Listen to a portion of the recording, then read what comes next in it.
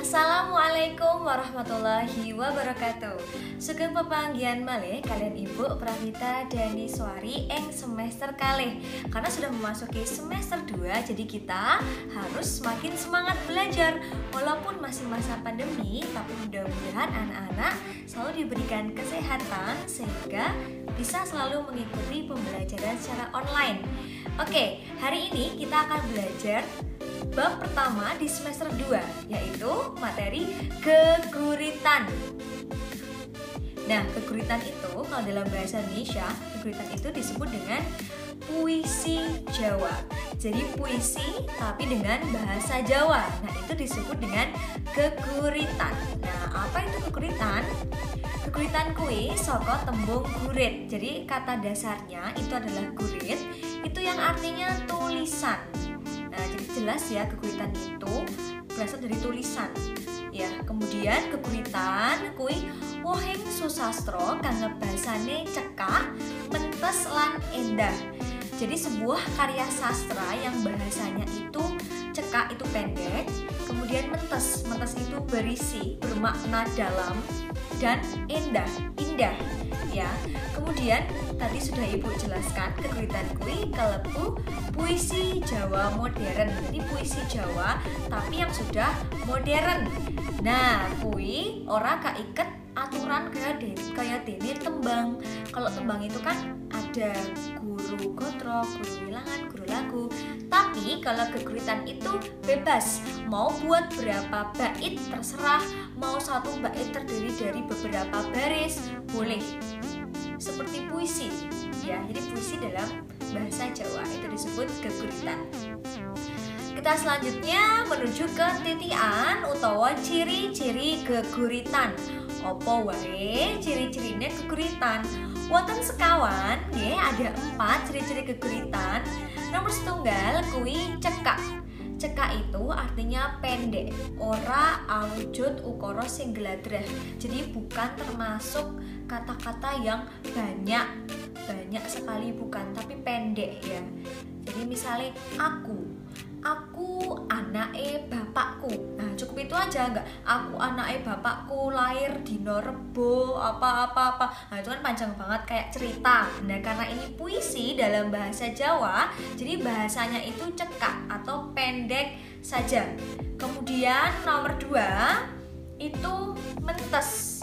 Ciri-cirinya itu mentes. Kalau mentes itu artinya adalah bermakna yang dalam, duwe teges kang jero atau berisi atau bermakna. Jadi nggak cuma asal cari kata-kata saja, tapi kata-kata itu harus bermakna.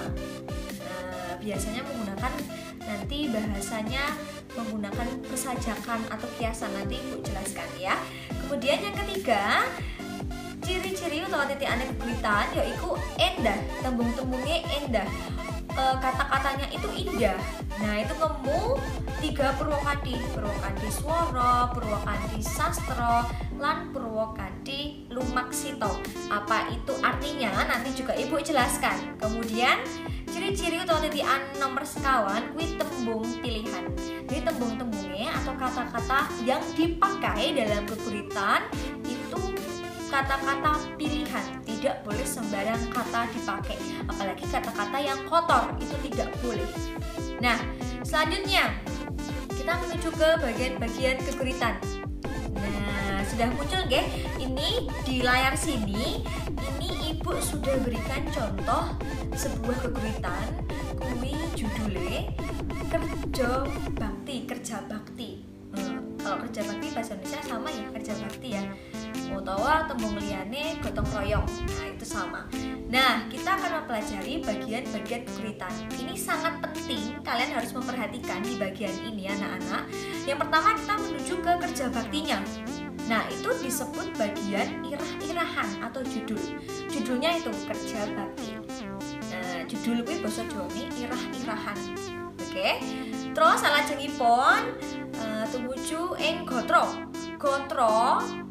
atau larik itu dalam bahasa Indonesia disebut dengan baris.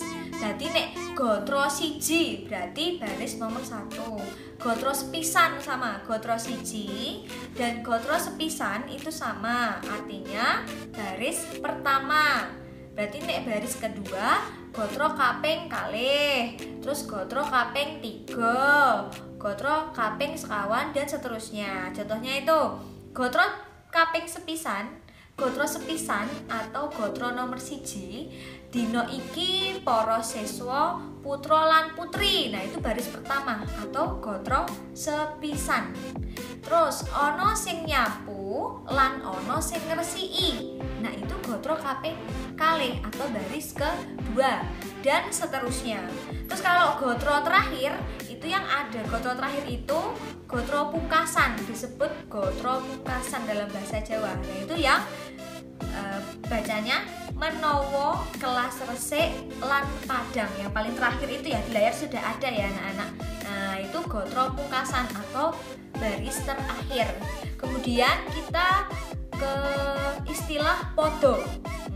Podo itu dalam bahasa Indonesia itu disebut bait, bukan podo, sama loh ya, beda ya, ini beda. Nek podo PADHA itu artinya sama, tapi nek ini PADA, podo, bacanya podo, itu artinya adalah bait. Bait itu kumpulan dari beberapa baris. Berarti kumpulan dari beberapa gotro akan membentuk sebuah podo. Nah, ini kita lihat ya di layar sudah ada nggih. Podo sepisan atau podo kaping setunggal. Podo kesiji. Berarti bait ke 1. Terus podo kaping kalih utawa podo keloro berarti bait kedua. Itu yang dari resik keras iku sayekti nuwuhake rasa datan grisi sampai kanggo ngundi kapinteran lan ngelmi. Itu podo ke loro utawa kedua. Ya, kemudian yang terakhir podo utawa bait ketiga, ketelu. Nah, itu yang sakabehing piwulang dadi gampang, tinapa ing nalar datan mimpang lan menawa kelas resik lan padang. Nah itu 3 baris itu, 3 gotro itu adalah podo kaping 3. Nanti kan harus mencari, misalnya nanti ada pertanyaan, coba duduhno, coba perlihatkan mana podo sepisan gotro keloro. Podo sepisan, podo nomor 1 gotro keloro. Nah berarti bait ke-1 baris yang kedua, yang mana dicari? Podo kepisan gotro keloro, bait pertama baris kedua. Kita cari di layar sini. Berarti yang mana? Ya yang ono sing nyapu lan ono sing ngresiki. Kalimat itu ya, ono sing nyapu lan ono sing ngresiki, itu adalah podo kepisan nomor 1 bait pertama, gotro keloro baris kedua. Nah itu bunyinya seperti itu.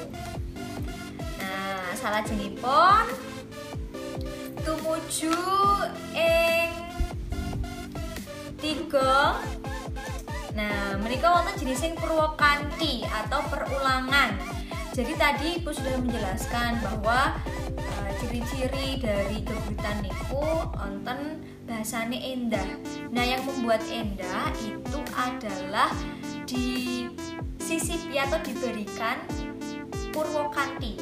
Nah purwakanthi itu artinya adalah perulangan. Ya perulangan. Jadi diulang apanya yang diulang? Nah jenis purwakanthi ini itu ada 3. Yang pertama purwakanthi swara, yang kedua itu purwakanthi sastra, lan nomor 3 ya kuwi purwakanthi lumaksita. Oke, kita menuju ke yang pertama. Oke, nomor 1 kuwi purwakanthi swara. Nah, tadi tujuannya diberikan purwakanthi ini adalah untuk membuat indah sebuah geguritan. Nah, yang pertama kita pakai purwakanthi swara. Apa itu? Purwakanthi swara kuwi runtuting swara vokal. Vokal berarti A, I, U, E, O. Nah, kok dalam bahasa Jawa ditambahi o, e, ya. Jadi a, i, u, i, o, e, ing geguritan. Jadi perulangan suara vokal. Ingat-ingat, kalau purwakanthi swara berarti yang diulang adalah vokalnya, huruf vokal, yaitu a, i, u, e, o, e. Contohnya, kalau dalam sebuah kalimat, ya, dalam sebuah kalimat atau ukara, ono awan, ono pangan. Nah, itu ada kata-kata ono awan, ono pangan. Ukara kuwi ngemu utawa memuat purwakanthi apa? Purwakanthi swara apa? Nah, kita cari dari kalimat ono awan, ono pangan, mana vokalnya yang sangat dominan atau yang banyak kita temui di situ. Nah, jawabannya apa? Jawabannya adalah purwakanthi swara a. Nah, ono awan, ono pangan. O ya, tapi kita tulisnya a, tapi bacanya adalah o, ya, karena di dalam bahasa Jawa vokal a itu ada dua, a dan o. Tapi kalau o nulisnya nggak boleh o, beda ya. Nulisnya tetap a, tapi bacanya o.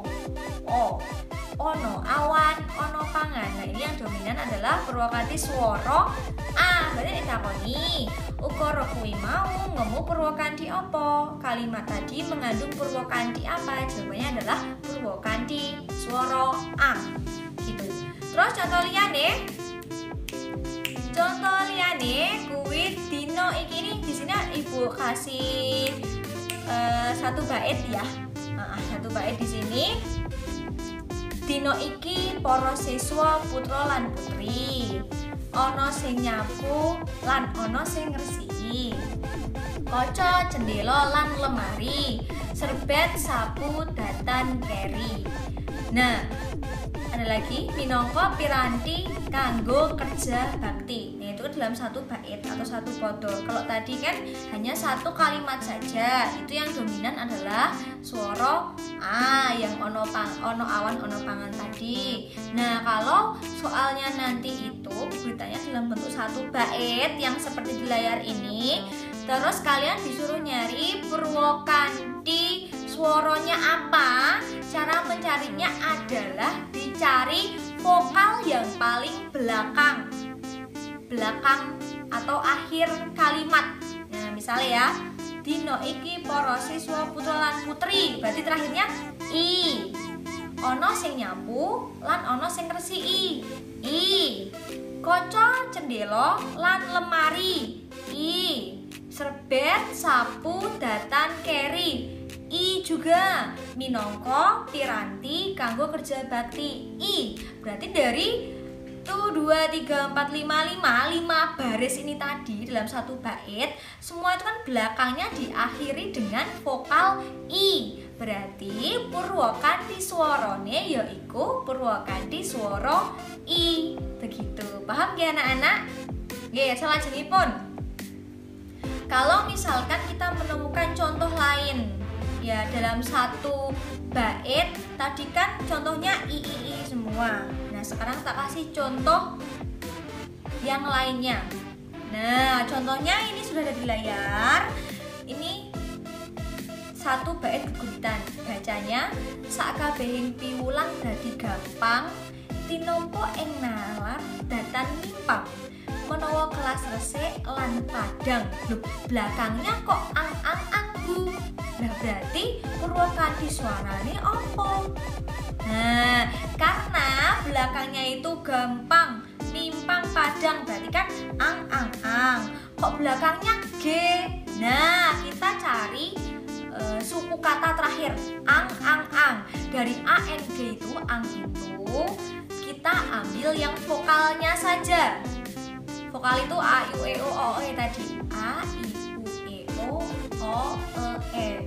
Itu kok dari a, berarti kalau kita ambil vokalnya, berarti vokalnya yang mana? Yang a. Berarti walaupun nanti ang atau ak gitu, walaupun tidak vokal tok, ada konsonannya juga, kita ambil vokalnya saja. Berarti kalau belakangnya ini ang, berarti purwakanthinya purwakanthi swara ang. kita ambil vokalnya saja. Oke, salajengipun kita menuju ke Purwokanthi nomor kalih, Purwokanthi Sastra. Kalau swara tadi itu swara vokal A, I, U, E, O, E. Kalau Purwokanthi Sastra berarti konsonannya. Nah, konsonan itu apa saja toh? Ya, konsonan itu selain A, I, U, E, O, E. Selain itu berarti ada apa aja? Ada B, C, D, F, G, H, J, K, L, M, N, P, Q, dan seterusnya. Selain A, I, U, E, O. Selain itu disebut konsonan. Kalian tahu dong ya, dulu pas di TK pasti diajari toh bedanya huruf vokal sama huruf konsonan, ya kan? Nah, kalau Purwokanthi Sastra itu sing dibolan-baleni konsonane, yang diulang-ulang itu adalah huruf konsonannya. Kalau suara tadi yang diulang adalah vokal, suara vokal. Nah, kalau sastra itu yang diulang adalah konsonannya. Sudah ada contohnya ya, pokoknya yang selain A, I, U, E, O tadi. Nah, contohnya ini ada kalimat di layar sini, ruruh, rereh, rire. Itu konsonan yang sangat dominan apa? Sudah ditebali ya di layar ya. Jawabannya adalah R.